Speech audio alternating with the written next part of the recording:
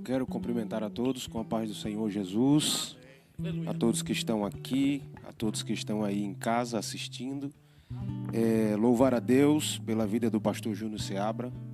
Eu tive o prazer de ser ovelha do pastor Júnior ali em Maranguapium. E para mim foi um aprendizado, momentos difíceis na minha vida ali naquele período. E o Senhor fez parte ali do meu crescimento. Estava presente ali na minha consagração. E eu fico feliz por esta noite o Senhor está permitindo eu estar aqui junto com o Senhor para adorar a Deus e com os irmãos que eu estou conhecendo hoje. E neste momento eu quero também louvar a Deus pela vida da minha família, pela vida da minha esposa, dos meus filhos, da minha mãe que está assistindo agora também. Que Deus continue abençoando todos. Amém, meus irmãos? Abra sua Bíblia comigo. Eu gostaria de ser bastante lacônico. Atos dos Apóstolos, capítulo 9.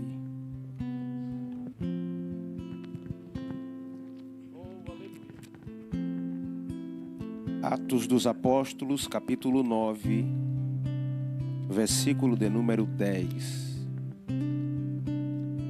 Glória a Deus. Atos 9, versículo de número 10, para nossa reflexão. Diz assim: E havia em Damasco um certo discípulo chamado Ananias, e disse-lhe o Senhor em visão: Ananias. E ele respondeu: Eis-me aqui, Senhor. E disse-lhe o Senhor: Levanta-te e vai à rua chamada direita, e pergunta em casa de Judas por um homem de Tarso, chamado Saulo. Pois eis que esse está orando. E numa visão ele viu que entrava um homem chamado Ananias e punha sobre ele a mão para que tornasse a ver. Versículo 13. E respondeu Ananias: Senhor, há muitos ouviu acerca deste homem, quantos males tem feito aos teus santos em Jerusalém. E aqui tem poder dos principais dos sacerdotes para prender todos os que invocam o teu nome. Disse-lhe, porém, o Senhor: Vai, porque este é para mim um vaso escolhido, para levar o meu nome diante dos gentios e dos reis e dos filhos de Israel. E você diz amém.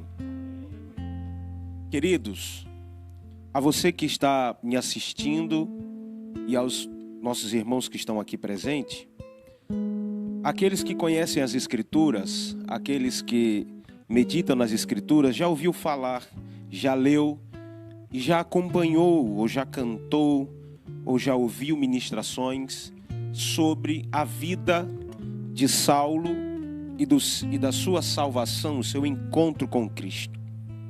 Algumas coisas nós precisamos entender para que a gente entenda o que Deus quer falar conosco através da exposição bíblica neste momento. A gente já vem ouvindo Deus falar de várias formas aqui. E nessa feita, a história de Paulo, a caminhada de Paulo na Bíblia é fantástico, porque para mim, Paulo é um dos maiores ou o maior missionário que já existiu e que pisou aqui na terra. Eu acho interessante porque Deus tem formas diferentes de trabalhar. E como diz o pastor Neil Barreto, Deus é ilógico. É impossível acompanhar a forma de Deus trabalhar, pastor. Às vezes as pessoas esperam Deus vir pela direita e Deus vem pela esquerda. Esperam às vezes Deus vir pela esquerda e Ele vem pela direita. É impossível eu colocar Deus dentro de um quadrado e dizer Deus vai trabalhar por esta forma aqui. Elias, quando estava na caverna, achou que Deus estava vindo através de um trovão, através de uma carruagem de fogo, através do terremoto. Mas a Bíblia diz que Deus falava com Elias na brisa suave. Deus não pode ser limitado às minhas regras. Eu jamais posso dizer assim, Deus só pode fazer se for assim. Vocês lembram aqui quando Jesus chegou no tanque de Betesda e encontrou aquele homem lá, e quando Jesus perguntou a ele: você quer ser curado? Ele disse assim: mas eu não tenho como ir até o tanque, as pessoas chegam primeiro do que eu. E Jesus diz para ele: quem está falando de tanque? Tradução Rafael Barbosa. Quem está falando de tanque? Eu estou perguntando a você: quer ser curado? Ele achava que a limitação dele era o tanque, mas Jesus, ele é ilimitado, ilógico, ele é demais, ele é lindo. Oh glória! Então, na vida de Paulo é da mesma forma. Escute o que eu vou lhe dizer aqui, eu vou ser rápido. Eu sei que Jesus escolheu dentro do seu colegiado apostólico pessoas que eram desprezadas pela nata na época na Palestina. Primeiro porque eles tinham sido colocados de lado pelo exame rabínico. Porque a criança em Israel, com 5 anos de idade, alguns historiadores dizem 6, 7 anos, mas 5 anos de idade aproximadamente, eles vão para a escola rabínica. Estudam até os 12 anos de idade. E depois que quando completa esses 12 anos de idade, ele passa por um exame, aonde aqueles homens passam a examinar o seu conhecimento da Torá. Aqueles homens que Jesus chamou para caminhar com ele, foram reprovados por aqueles homens. Foram homens que ouviram da boca dos líderes religiosos, dizendo assim: você não nasceu para ser escriba, você não nasceu para ser mestre da lei, então vá ser pescador, vá ser agricultor, vá ser qualquer outra coisa, mas você não nasceu para ser mestre da lei. Os homens que foram jogados de lado pela nata da sociedade, Jesus saiu pegando e dizendo: para mim serve, venha para cá. Para mim serve, venha para cá. Para mim serve, venha para cá. Montou o seu colegiado apostólico só de pessoas problemáticas. Se eu vou fazer algum projeto, a lógica é chamar as melhores pessoas para caminhar comigo. Jesus chamou as mais complicadas. Jesus chamou aqueles que a sociedade diz assim: isso aí não tem jeito não, isso é grosso, isso é ignorante, é analfabeto, não tem como caminhar com a gente. Jesus saiu pegando e dizendo: para mim serve, porque sou eu que vou agir através da vida deles. Jesus não escolhe pela sua conta bancária de onde você vem ou quem você é. Jesus escolheu você pelo que você tem dentro, que é o investimento de Deus na sua vida. Você tem o fôlego de vida, você é criação de Deus, e isso é suficiente para Ele investir em você. E na vida de Saulo não foi diferente, porque Saulo era um camarada falando de QI, muito inteligente. Vem de uma cidade de mente pensante, uma cidade onde havia muitos filósofos. Saulo conhecia as escrituras. Saulo era um homem de inteligência gigantesca.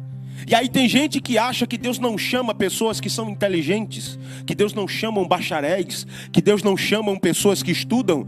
As pessoas vão limitando Deus, mas Deus escolhe do mais vil pobre, como Ele também escolhe a nata, como Ele também escolhe aqueles que são grandes. Eu já disse e repito: Deus não é limitado às minhas regras.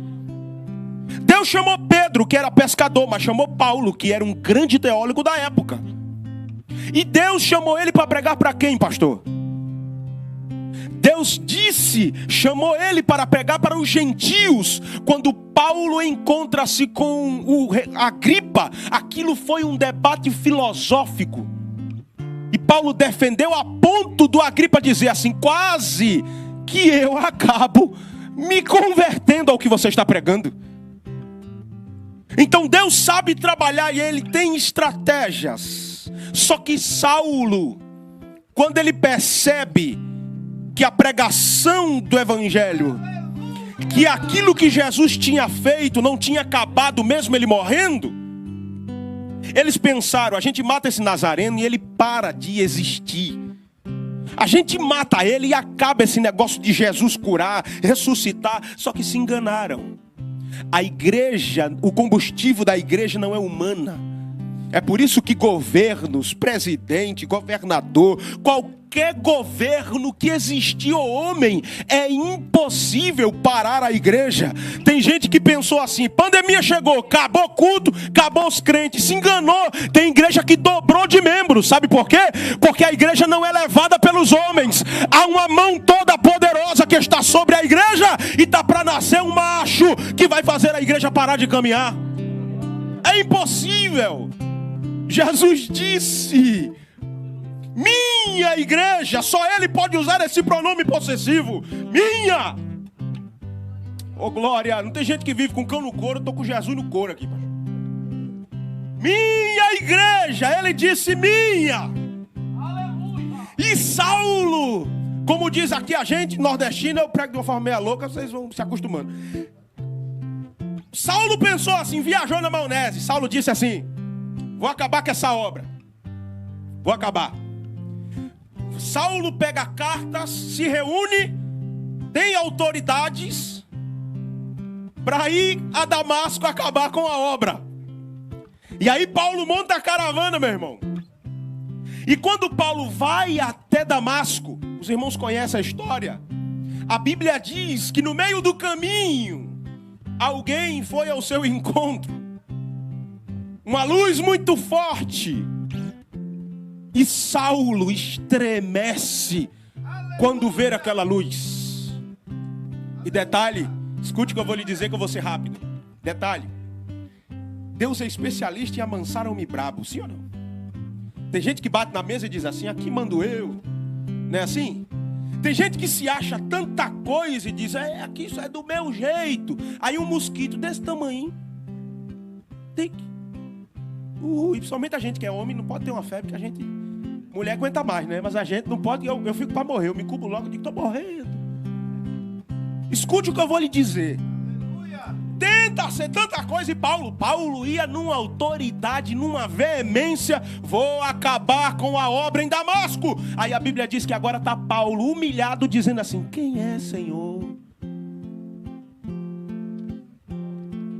Tá, aquele homem que pegou cartas, pastor, que veio com autoridade, dizendo: vou acabar com a obra.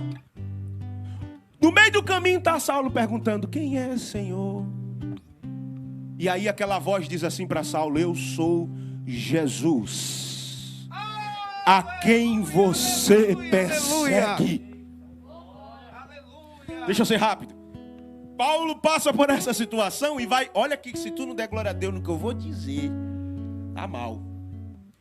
Meu pastor, Saulo estava indo para Damasco acabar com a obra em Damasco, sim ou não? Saulo vem cheio de autoridade, sim ou não? Aí Jesus vai lá, passa o rodo em Saulo. Saulo já não é mais tão autoritário. O nariz que estava empinado baixou, sim ou não? Quando Saulo vai se hospedar, ele vai se hospedar onde? Na casa do crente que ele ia matar. Não valia uns dois, glória a Deus? Ele vai se hospedar na casa de quem ele ia matar.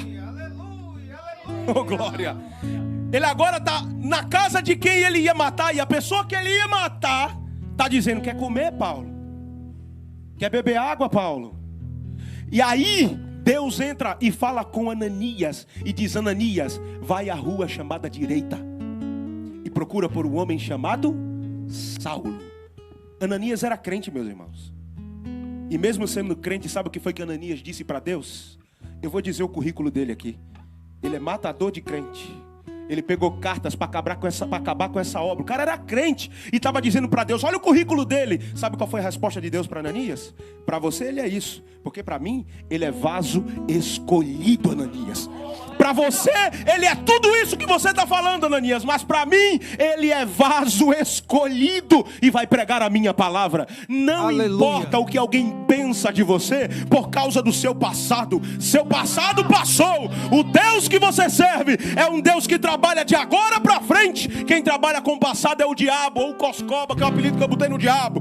Quem trabalha com o passado é o diabo, porque Deus não está nem aí para o teu passado. Você foi o que foi, fez o que fez, mas Ele apagou todas as tuas transgressões. E Ele está dizendo para você: o que eu vou fazer na sua frente? Alargue a sora me candararrácia. Eu vou começar de agora para frente. É de agora para frente. frente, minha filha. É de agora para frente, meu filho. Deixa alguém dizer assim: quem era você, hein? Aí tem gente que diz assim, os crentes, encerra agora. Tem gente que diz assim, os crentes são ex-tudo. Graças a Deus. Graças a Deus. Porque o que o Estado não consegue fazer, a igreja faz. Pega o camarada que assalta no ônibus, bota paletó e gravata e bota ele para pregar. A igreja faz o que o Estado não consegue fazer. O seu passado já era. Assim diz o Senhor através da sua palavra. E você aplaude a Jesus.